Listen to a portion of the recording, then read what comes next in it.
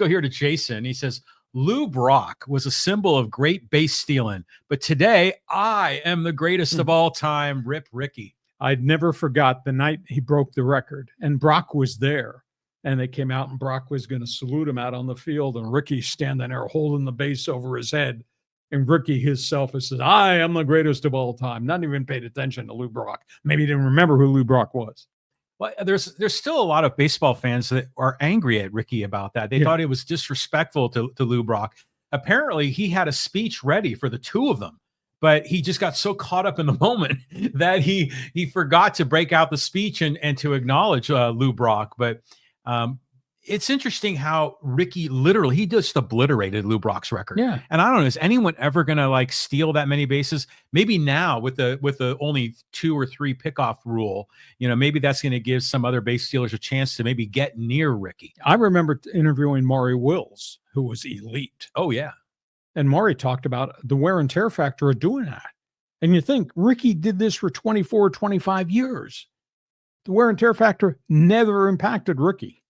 Isn't it great too? Because when he retired from MLB, he still kept playing independent ball. He was playing even in some adult leagues here in San Diego with a bunch of beer league guys, and he just loved the game. Yeah. And he appreciated the game, had deep respect for the game, and he knew the history. Like you were talking about throwing the glove there in the outfield.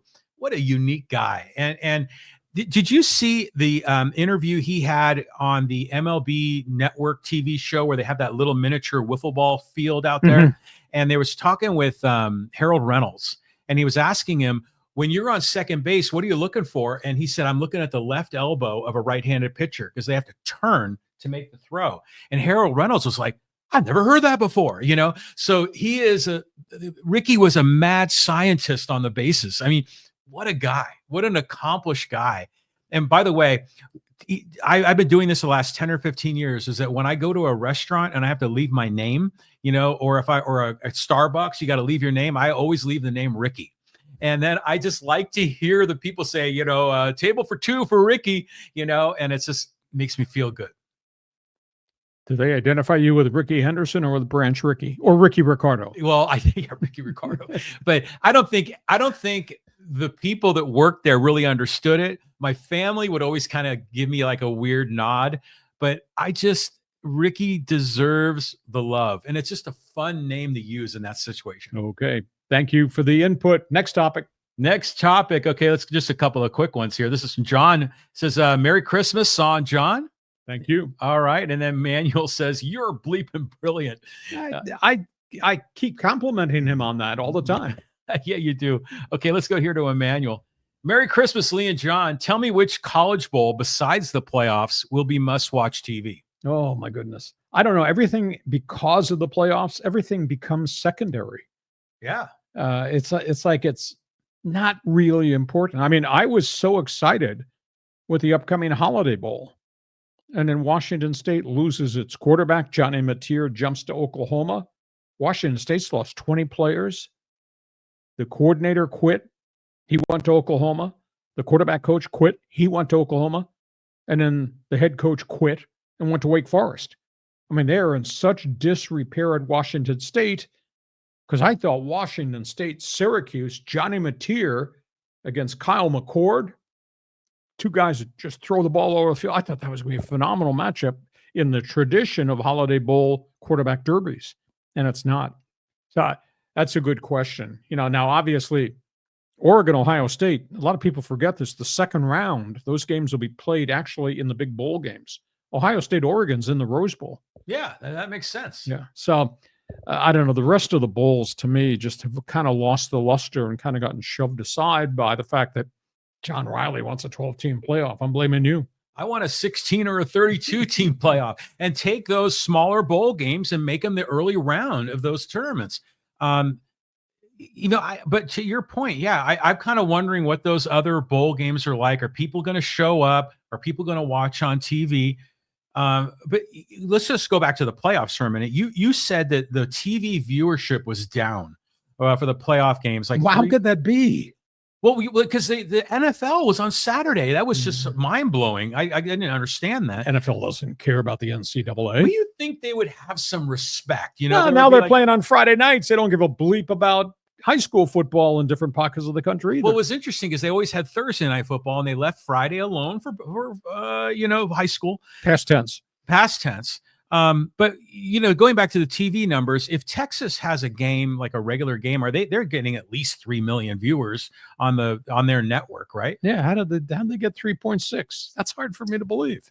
Yeah, I mean, you think it'd be even more than that, but I mean, to me, these games are huge. I thought they were great successes. I want to see them more at neutral fields. I want to expand the field so we don't get any bitching and crying from Miami or Alabama. Get them in there and let's get it on. You got too much March Madness in your blood. That's the issue. I mean, you think there's another George Mason upset against North Carolina, aka March Madness, and that could be duplicated in college football. No, I don't think so. Well, that's what we need to find out. We need to give these teams a chance to prove you wrong, because we see those kinds of upsets in the regular season. Appalachian State beats Michigan. I mean, all kinds of those crazy situations. And in these playoff games with everything on the line, anything could happen on any given Saturday. Okay. Next question. Okay, let's go here to Liberty. It says, any Angels news? Now, it's been quiet this week.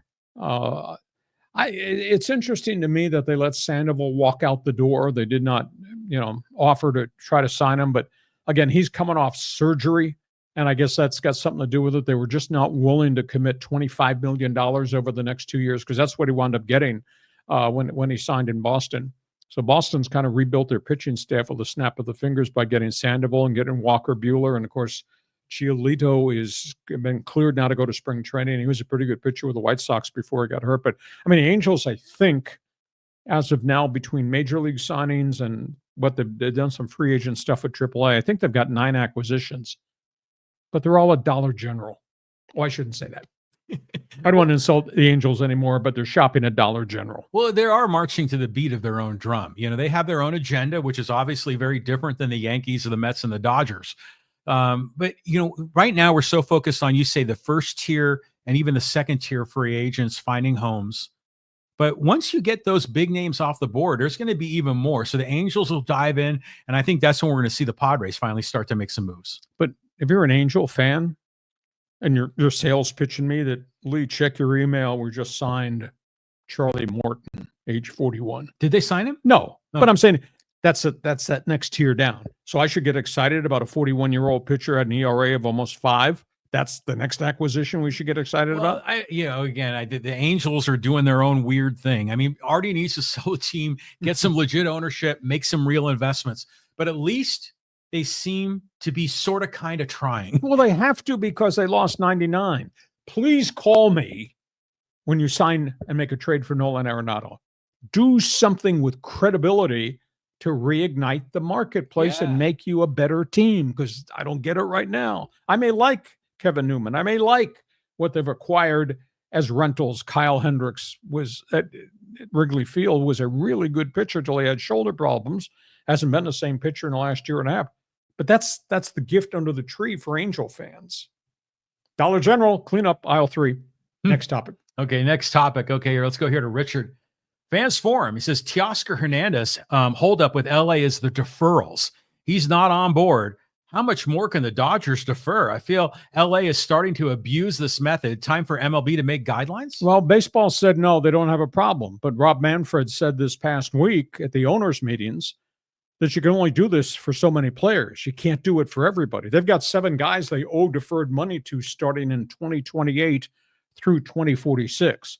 So how many more deferrals you're going to do? Because as we would attest to, when the wife does it with a credit card, you got to pay the credit card bill somewhere down the road.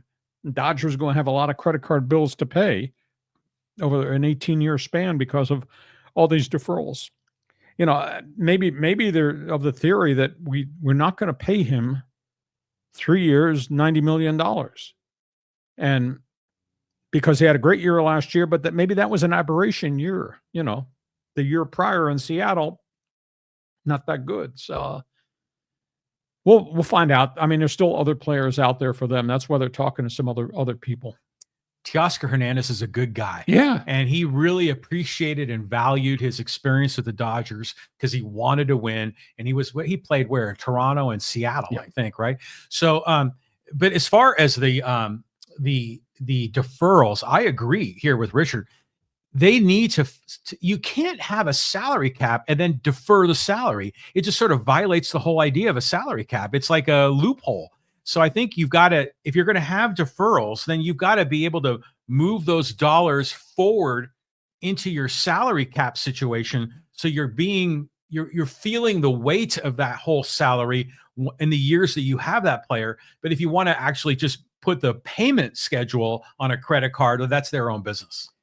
We'll see if baseball comes to the table and says this might not be in the best interest of all 30 teams. Might be in the Yankees and Dodgers and Mets' best interest to be able to creatively defer, but it's not in the best interest of all the other teams in baseball. But the other thing is, John, you got to get Tony Clark and the union to sign off on anything that impacts the structure of the collective bargaining agreement, how you configure luxury taxes, etc. So you got to get the union. And last I checked, the union's not interested in capping anything or, No. Union's fighting them on the luxury tax right now. So to get the union to agree about deferrals, because that impacts the player's ability to move from team to team.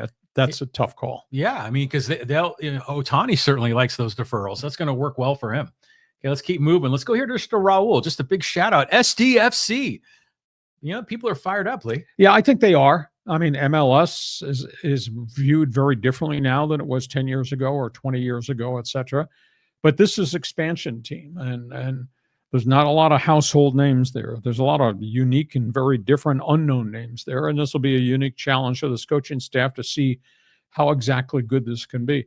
It is fascinating to me that SDFC launches right in the midst of the disaster of what's happened to the San Diego Wave, the National Women's Soccer League franchise, which just came off a miserable season, controversial season.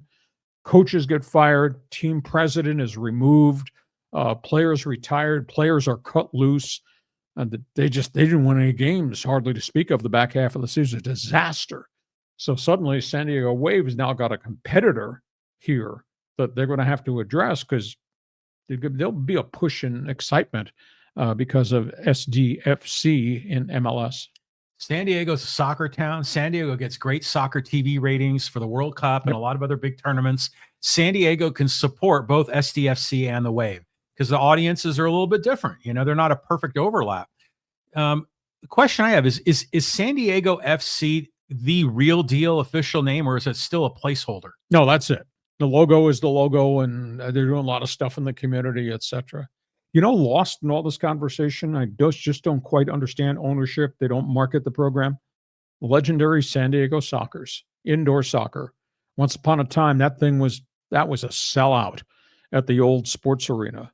And obviously it's not at this time, it's not in the sports arena. They've moved to the new arena up in Oceanside, but they don't market the product, and they've got some good players. Craig Childs has just been an established superstar in the indoor league, but nobody talks about the indoor league because now they're in a bunch of second level markets. Not San Diego per se, but that's too bad because San Diego Soccer's back in the day, Ron Newman and those guys, that's a legendary franchise. It just, unfortunately, it just doesn't get marketing and awareness at all. Julie V. It was some good times at the sports Stevie Thungle. Yeah, it was really good times there. But it kind of makes you think now that soccer is more accepted as an American sport, it makes you think that the focus is going to be on the pitch, on the real game, rather than on the indoor game. Yeah, exactly. Okay, next question. Next question. Okay, we're going to go here to Schickster. He says, do you think the Jets have a shot at the Cup? He's talking Winnipeg. This is from the old Canada Network. Well, they had the great start. They've really tailed off a little bit, but as long as you've got great goaltending, and that's really what they've got, I think Winnipeg is still really a dangerous side. Now you got to keep Sheffley and these other guys totally healthy. You don't want to have major injuries the second half of the season, but they're good. But so is Edmonton. Edmonton right now is rocking and rolling. And out here in the Pacific, Vancouver, if it ever gets its act together, that was a scary team last year in the playoffs. And the LA Kings just keep adding, and the Kings are having themselves, for the most part, a pretty good season, even though goaltending is not what's carrying the team. They got a lot of snipers. So there's a lot of good hockey teams out here in the Western Conference. And, the East Coast Rangers are just upside down. They got so many internal attitude problems. And Boston's not Boston anymore. Maybe the coaching changed real early in the season, and maybe age has caught up to them. Florida and Tampa, they're still really, really good. But we got a half a season to go. But yeah, Winnipeg, if they keep their guys on the ice to go with Connor Hellebuck in goal, Winnipeg that's going to be a tough out during the course of postseason. But we got a lot of puck to be played between now and then.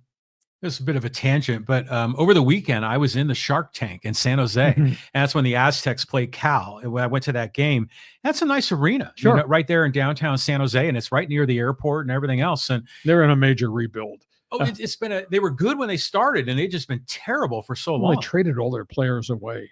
I mean, Joe Thornton was sent packing, and superstar defenseman Britt Burns was dealt away. I mean, they felt they could not pay everybody $9 million a year, so they just jettisoned all these guys.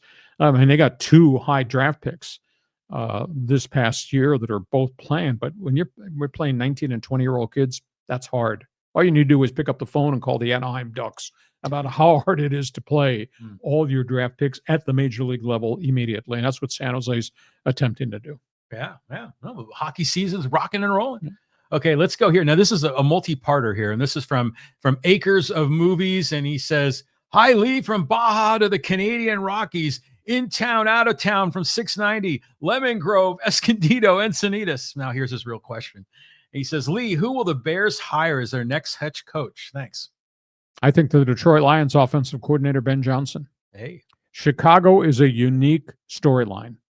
You've always heard me say when these coaching jobs open, for the most part, somebody coming in the front door to be their new head coach, it's like going to 3 Mile Island.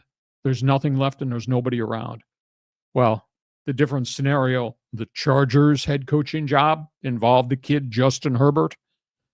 Caleb Williams is the cornerstone of the future. He's got a year under his belt, making a lot of big plays, making a ton of mistakes. Now, they're going to have cap space. They got to fix the offensive line. Something's amiss because last year that offensive line was pretty good, and they've been terrible this year, and their defense has been kind of up and down and shoddy.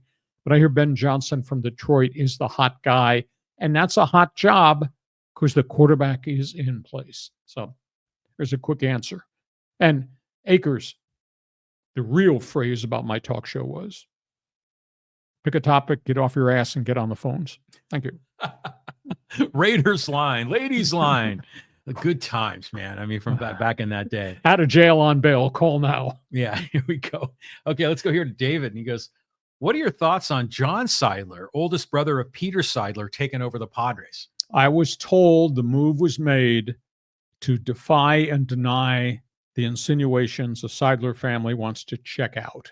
The franchise is at an all-time popularity high, record revenues, record attendance. There was a theory and undercurrent within the community.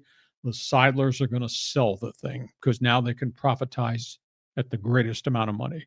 And now the decision to put John Seidler, Peter's older brother, on board, and John Seidler's only generic comment was, "We will continue to operate this as we have," which was, fairly high payroll for this market size. So that's good news in terms of stability going forward with Seidler equity. Obviously, is the one paying the bill. But the scorecard says as of this hour, the Padres have done 0 in terms of player acquisitions with a roster that many thought we might get some upgrades or maybe there's some changing, maybe they reallocate money. But it's good because the Seidler family wants to stay in Major League Baseball. And there had been an undercurrent, a theme that they're gonna cash in their chips because the price tag on the franchise is an all-time high, but they say no. Well, the Padres haven't done 0, right? They re-signed Tyler Wade. Taylor Wade. Tyler Wade. Tyler Wade. I get those names always confused. And I'm just joking. Difference maker? No. Everybody's got to have a 25th man on the roster. Yeah, that's what he is. Yeah, I'm just joking about that. That's okay. Okay. But when Peter Seidler was here, and he said, that this is going to be a team that's going to be part of the Seidler family for generations. And it just sounded so great when he said that. No, and they backed it up with dollars. And he backed it up. So now my question is, now that we move away from Eric Katsenda, who was, with a joke called him Eric Cut Spending, So do you think John Seidler is going to raise the payroll to Peter Seidler levels? No. He said, we're going to operate the way we're operating, which to me reinserts the philosophy. Your payroll, AJ Preller, is $170 million. Make it fit, make it work. So, but it's not going to be sold. We're not going to have strange people coming in the front door. I mean, we won't have Tom Werner and the terrible 15 that bought the franchise and immediately declared fire sale. That's not going to happen. Seidler Equity is going to keep it because the community has supported it. The product's been pretty good. Now the window's right here. Got to be in World Series next year, because otherwise I think beyond that, we're starting to look at age players with long-term contracts that you can't move. Yeah, I agree. They got to get their act together, but it's nice to see that this ownership situation seems to be stabilizing. Yes. And I think that's really good for the team. Yep. Okay, I'm going to keep moving here. Let's go to Fiegel. He actually has two questions. So the first one is, new rules just beg for asterisks. Somebody needs to come up with different record books for different sports eras. And well, I think he's talking about Rickey and the sporting steals. Well, a different era, different type player, different game. Maybe he's making reference to the rules that changed the game, banning the shift, the ghost runner at second base, the pitch clock, etc., to, quote, improve the game.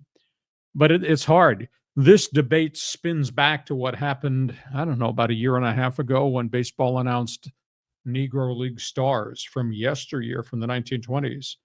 Here are their statistics. And my response was, boy, that's pretty tough to incorporate all the Negro League statistics, because they were playing travel teams. They were playing all different types of squads. How can you equate those statistics to the guys who are actually playing Major League Baseball? And Major League Baseball said these were the great players of that era on the other street corner who never were allowed to play in the major leagues. So we're going to take them and take their statistics that we had access to, and they're going to be their numbers going into the Hall of Fame. Maybe that's what he's making reference to. Yeah, it could be. I mean, I think you got to include everybody in the record book, and then there could be asterisks. There could be all kinds of other footnotes to explain the situation in different eras. But you got to include everybody. But I think now with this pickoff rule, I think we're going to see the stolen base numbers start to increase. It did last year. They bumped up. Right. Yeah, stolen base attempts and stolen bases because of the limitations, how many times you go over there. You threw over there twice, John, I'm going. Yeah, exactly. Good luck to you. Yeah, exactly. But think about how many stolen bases did Rickey Henderson have? Like 1,200 something, or was it 1,400? I mean, if you stole 50 bases a year I'm trying to do my math here, for 24 years, that would be 1,200. I mean, nobody can do that. 1,406 stolen bases. That's what it is. So, I mean, that's just a remarkable number of steals. So, I saw another stat. They said that it took Derek Jeter his whole lifetime of being with the Yankees to barely pass Rickey's stolen base number for the brief number of years he was actually there. Yeah. Well, Derek Jeter's a different player. Yeah. I mean, Rickey was nickels, dimes, singles, doubles, and lots of stolen bases and walks. Rickey gets on. Rickey himself hit home runs too. Yeah, and he loved to pimp the home runs. Oh, yeah. Just love that guy. Okay, but here's the other comment from Flegel. He says, what was the decision on moving the Thursday show to Friday? I like the idea. Well, we're just kicking around ideas. Actually, we had scheduling problems. This guy is painting rooms and all that. And by the way, your choice of colors is kind of absurd. So we had to move studios around, and then I had doctor's appointments. I just had a lot of things going on. We're still debating. I don't know. John was going to come up with something. I don't know where you put it in the chat box. We were actually going to do a fans forum mini poll. Would you rather see us on Thursdays at 1 p.m. or would you rather move us to Friday at 1 p.m. and then you can go drinking after the show is over to kick off the Great Sports Weekend? But once we get the room painted and all that, maybe we'll put a box up in the chat box. I don't know how to do it, but John will figure it out. Which show would you like, Thursdays at 1 or Fridays at 1? Well, you've been bugging me to get the live polling on during the show, during the live stream, and that's something we need to do. But as far as the Thursday or Friday, originally I thought Thursday was the perfect day, when we started this off. But Friday is not a bad day either. We've gotten such response on Fridays that, gee, maybe we should rethink that one. Yeah, I mean, so you kind of bookend the weekend, going in and then coming out of the weekend. That makes a lot of sense. Yeah, your wife asked me, speaking of bad decisions, why the hell would you paint a corner of the man cave yellow? This is a bedroom in the house, and there's nothing on the wall. I'm talking about the man cave. Well, the man cave with all the stuff on the walls. Oh, well, the man cave is sweet. It's got all my baseball card collections and everything in there. We'd do it in the man cave. People wouldn't pay attention to the show. You'd be reading all the stuff on the walls. But the man cave has wood flooring, and you think the acoustics are bad in here. It'd be horrible in there. So what we're going to do is I'm going to put a curtain around here, kind of like the curtain we had before, kind of the cool backdrop, and then we'll kind of let our graphics do the talking, as far as the visuals. You'll be like the Maine Masters on channel 306 on my TV, where they renovate and they tear houses down and rebuild them. That's what you're doing here at the castle. Yeah, and I'm gonna have to figure out a way to do it like on a budget of under $100, like on some of those shows. We'll let you know when we come up with this fans forum chat box for mini polls. We'll try to work on that. Go ahead, John. Next one. So much going on. Okay, Chris says, on the first day of Christmas, my true love gave to me another bleeping podcast with John and Lee. Well, we're rolling. We got this thing rolling. Hell, I don't know what we're doing technically. He does that. He doesn't know what the hell I'm talking about. I do all the topics and the graphics, etc. But we've kind of really hit on something. Should we tell them about the research piece you did? This is phenomenal. So John and I have been on maybe almost 18 months doing this podcast twice a week. We just kind of rolled it out and it got better and better. So John did a research piece. We have had 2.1 million people sample the podcast, our mini clips that we put out on social media, and my one man's opinion columns. Think about that. 2.1 million people in 18 months watch this podcast or sit at home and do this and read or listen to what we're doing. To me, it's a phenomenal thing. Yeah, and that number might be conservative, because when, let's just say, for example, this live stream is going out on Twitter or on X and on Facebook, but each of those gets hundreds, if not thousands of views. So when you add it all up, it's probably even more. And I think that 2.1 million was over a span of like 6 to 9 months. So bottom line is, to the audience, thank you. I mean, you're helping us build this, and we're glad we're able to provide value and to get Hacksaw back on the air. And like I say, we do sports talk the way it should be done, at least the way we think it should be done. And 2.1 million people obviously like what we're doing. Yeah, hell yeah. Okay. Hey, we got a newbie here. This is William, and he says, I don't know who wants it more, the NCAA or the sports writers. It was the worst weekend of college football ever. Get rid of the playoffs and get the bowl games as it was 30 years ago. Well, you're trying to reinvent the world. And I'm sorry, the 18 cent per gallon gasoline isn't coming back, and the 2 cent stamp to mail something, that's not coming back either. What I think John and I kind of agree is we'd sure like to see the first round of the playoffs held at bowl sites. First round Holiday Bowl, that would be good for the Holiday Bowl. It'd be great for the community. People at Penn State would be pissed because 102,000 wouldn't be able to get tickets to come here. But I think that they're going to have to evaluate that, because what they have to do, they've damaged the bowls by virtue of the playoffs. Whether it was a 2-team, then it became 4, now it's become, according to John Riley's memo, 12. I think that's hurt the bowl games. So what you do is you solve that issue. Then you have to solve the issue of how many teams. 12? Is that too many? Or is going to have somebody unhappy. If you go to 18, then you're going to have blowouts, because there's a hell of a big difference between Oregon and Ohio State, and Boise State and William and Mary or whomever would get into the bottom echelon. So it's tough. Is it all about the money? It's always about the bank. And I don't know if that's good or that's bad. My private concern, we have haves in college football, and we got a hell of a lot of have-nots that are really suffering, that don't have money, whose players are being stolen every year by the upper echelon. I just don't know in the big picture if that's good for college football. You're looking at me sideways, so go ahead and respond. It was playoff. I mean, granted, Saturday, the games were not as entertaining as we had hoped for. I mean, yeah, blowout, the worst weekend of college football ever. I don't know if I would go that far, but I think the playoff is a great thing. I mean, granted, tell the NFL to not schedule any of their games on the college football playoff weekend, but I think it's a wonderful thing that they're opening this up and getting more in, because when there was no playoff and they had the fictional number one, and then you'd have two teams that say we're both number one, and no one ever played each other. And that was a bunch of baloney. And then you get even to the 2 or the 4 team playoff. It's just not enough. This is like a transparency thing.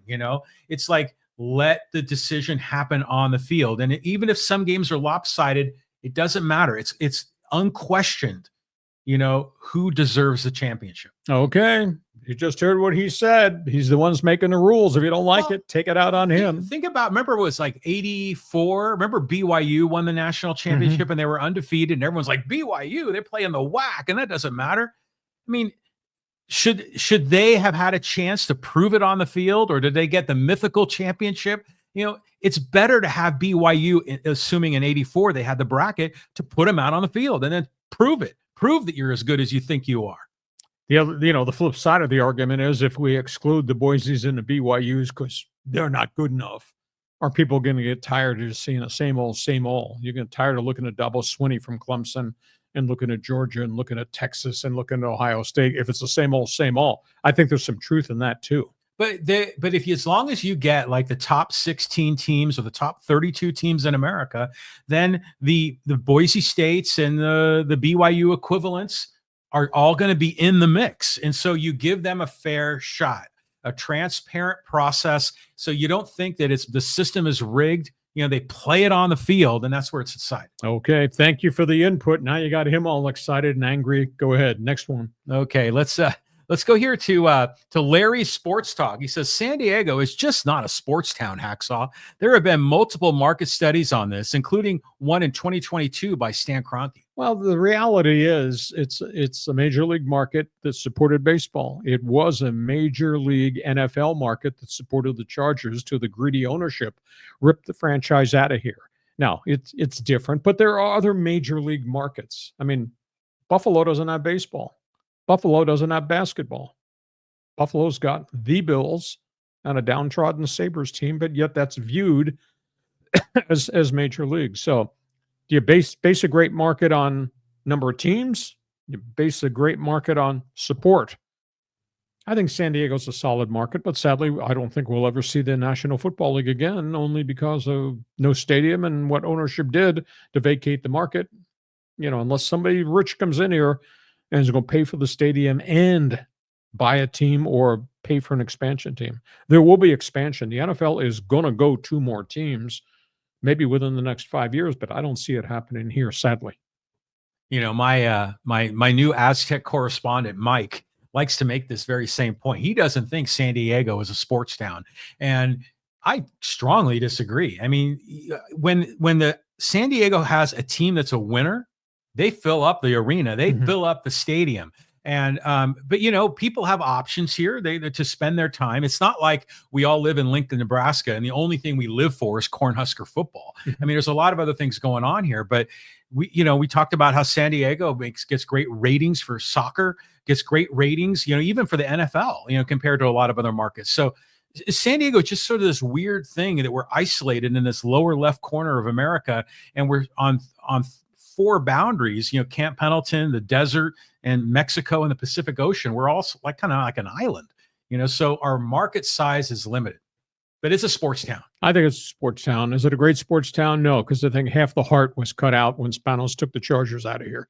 And I don't think the community's ever recovered. But baseball filled that role. I mean, to draw the amount of people they're drawing, and I'll recall the first conversation I ever had with Peter Seidler and Ron Fowler was, this is a great baseball market. You put a winner on the field, you'll get everybody in San Diego because they want to go part of the event. And you're getting all the transplanted people who got deported from Boston and Chicago and wherever else. They're out here too that are baseball fans. And the end result, Padres pennant contenders, 3.3 million in a small market. Yeah. That's amazing. So what other market would you say is a good sports market other than the obvious New York, Boston, Chicago? Well, Pittsburgh is a phenomenal football market. No doubt about that. Seattle's a really great football market. Seahawks and Washington Huskies. I don't know how to rate Texas because the Metroplex is so bloody big. And the Rangers haven't been great. You do have Jerry World They and just won the World Series a year. America's team. I know, but that's an isolated one-time occurrence. Mhm. Chicago, that's tradition because your father was a Cubs fan and his father was a Cubs fan and your great-grandfather was a Cubs fan in 1920. So yeah, Chicago, there's just a lot of great history there. Bless you. Somebody boo. Well, it's funny. You can even criticize LA because obviously LA is a sports town with the Dodgers and the Lakers, but they have so many teams. The teams at the bottom of the list, people don't pay attention to. Well, it's a legacy town because of the history of Jerry Buss Lakers and the O'Malleys at Dodger Stadium. Mm-hmm. Now the odd years that the LA Kings were in the Stanley Cup, they got tremendous hockey support and everything focused on there. But back in the day, the John McKay era, USC, even the Pete Carroll era, Southern Cal, there was pretty good support. But that's such a mega market in terms of you can have a lot of franchises that draw support because of the interest of the fans because there's so many people to draw from.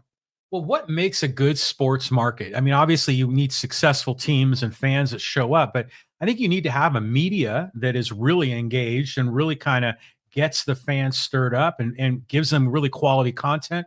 But what other markings of a good sports town? What would it be? I think legacy and history. Okay. I mean, for all the brutal years, the curse of the Bambino, Boston Red Sox, they still supported them at Fenway Park. And then they finally broke the curse of the Bambino and went to the World Series a whole bunch of times. And the same thing with the Chicago Cubs getting to the World Series. So I think legacy and history going back decades upon decades, I think that's got a lot to do with it too. Yeah, I think that's why the 49ers and the Giants and the Warriors, that whole marketplace there is a good sports market. Exactly. Okay, let's do a couple social media here. Okay, social media. Okay, let's go over here to social media and we'll get everyone involved. Let's talk about the Mets. And what did I just do there? We got to get rid of that one other part of the screen. My bad. Okay, there it is. This is from Watch Warrior. He says, Juan Soto is an injury-prone billion-dollar bust. He blames everyone when it's him who has character issues. He didn't get along with Manny Machado, and Aaron Judge are way better players than Juan Soto. He's an egoist and an overachiever. He was injured last year with San Diego and tried playing with a calf issue. The Mets just took on the Titanic, and their ship is going to sink. Well, dude does have a lifetime 285 batting average. Dude has hit 201 home runs in a small amount of time. So I think he's a really good player offensively, but there's a lot of holes in his game. I mean, I have seen video of him playing defense in both left and right at Yankee Stadium. I say, wow, he's playing out there like there's snakes or landmines out there in the outfield running around trying to make plays. He doesn't run the bases well. He's heavy-legged and he thunders and all that. He's a good player, but is he a $51 million a year player? I don't think so. He's awful self-centered, and that to me is a turnoff in a clubhouse. But that being said, he got the payday, and we'll see what the New York Mets look like. I wrote a column a week ago about Soto and the Mets. I call him Mr. Moneybags. And I said, has he really paid attention to what the hell he just did? He left a World Series team to go to a team that's got no pitching staff at all and does not have a lot of established stars aside from him and Francisco Lindor. And what if Pete Alonso leaves? And Alonso's talking to a whole pile of people now because that second level of free agent's going to start signing, and he's the best free agent first baseman that's still on the open market. So he got his money. Hope he enjoys himself. Hope the dude doesn't hit 236 at Citi Field for a while because, boy, the New York media and the fans they'll be on him.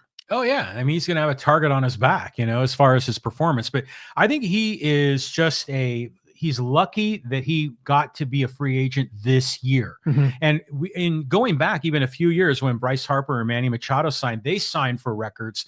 Every year it's a new record. So if Soto is $765 million, who's the next bright, free agent 2 or 3 years down the line? We're going to see $1 billion player soon.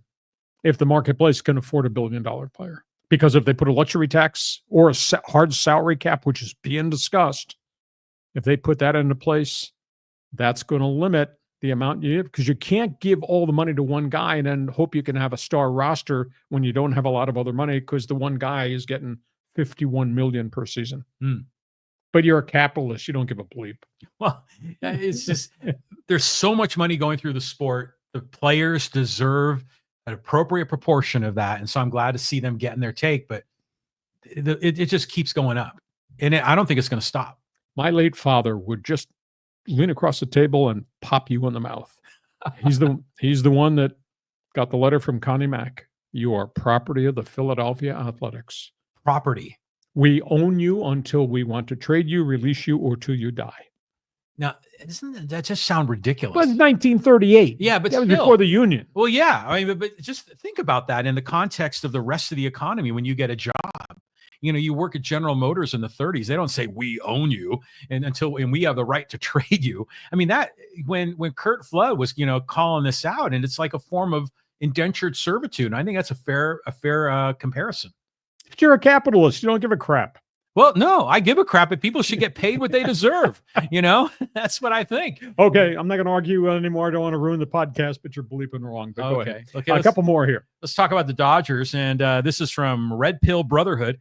No reason for the Dodgers to keep Buehler. They already have a rotation of Ohtani, Snell, Glasnow, Yamamoto, and then some combo of May, Gonsolin, Miller, or maybe bringing back Kershaw. LA should focus on getting Tio or Santander, and then maybe an infielder. Signing Tanner Scott would be smart for them. Well, I think signing Tanner Scott that'd be theft. That would really be good. Now, what's the price tag? I mean, you earned $5.8 million last year. If you went to arbitration, if the Padres were to try to offer him arbitration and get $8 million.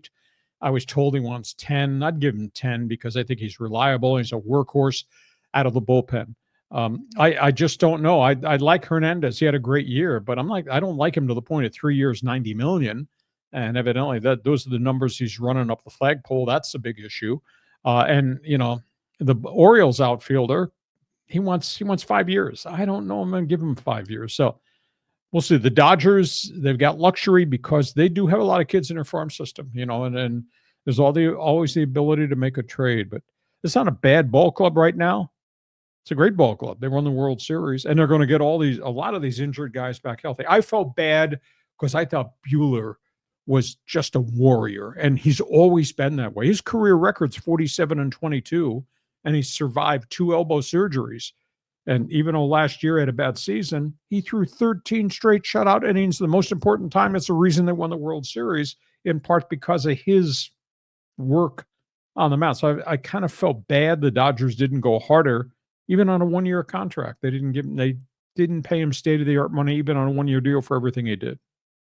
This year was the year that I understood Walker Buehler as a warrior. Yeah. And I never really knew that about him. But he obviously had a lot of difficulties. He'd roll into the dugout and he'd start blowing up things, knocking over Gatorade cans and everything else.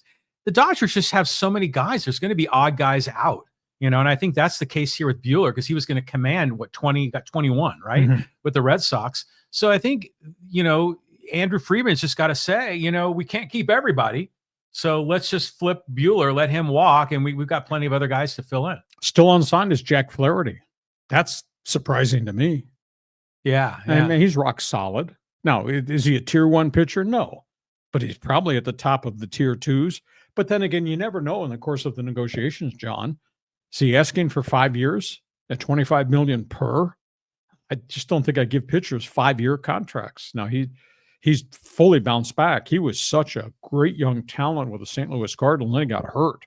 And then he moved and he went to Baltimore and he just wasn't ready. And then he went to Detroit and he reinvented himself in Detroit. And then because he's a walk free agent, they shipped him to the Dodgers. He pitched pretty damn well for the Dodgers from the trading deadline on. So, I mean, he's still unsigned, which I think he now becomes the marquee guy at the top of the second tier of pitchers. But I don't think it's a Dodger Stadium either.